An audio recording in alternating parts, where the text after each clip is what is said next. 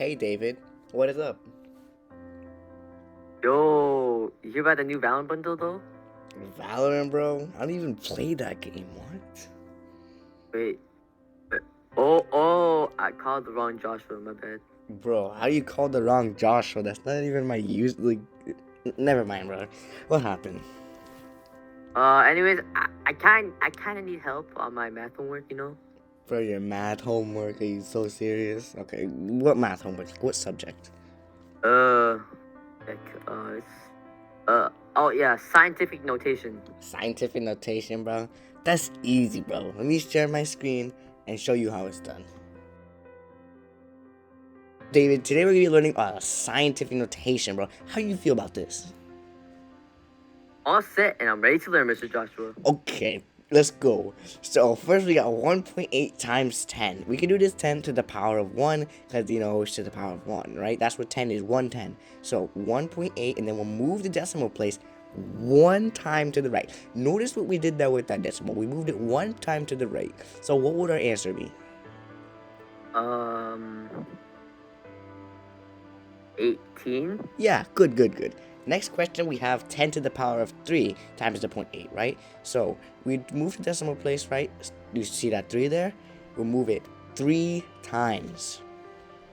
Oh. Yeah, see? Look at it. Right. Pay attention, right? 1, 2, 3, bro. And then you put the decimal point down and move 3 times, as you can see.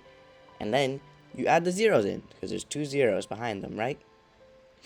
I never knew this. So our answer would be 1,800. So What? moved it. Oh God, you're so good at teaching. Thanks, bro.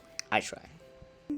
Alright, so now we're going to be moving on to negatives. As you can see, there's a -3 over the -10.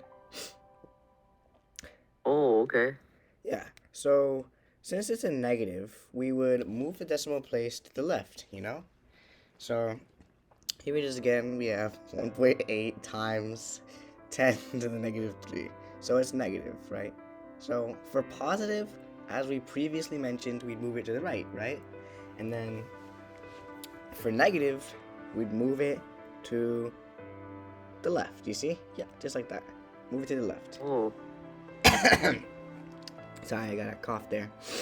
So yeah, we move it to the left. So let's start the problem, okay? Now that we know that for negatives we move to the left, we can do 1.8 times 10 to the -3.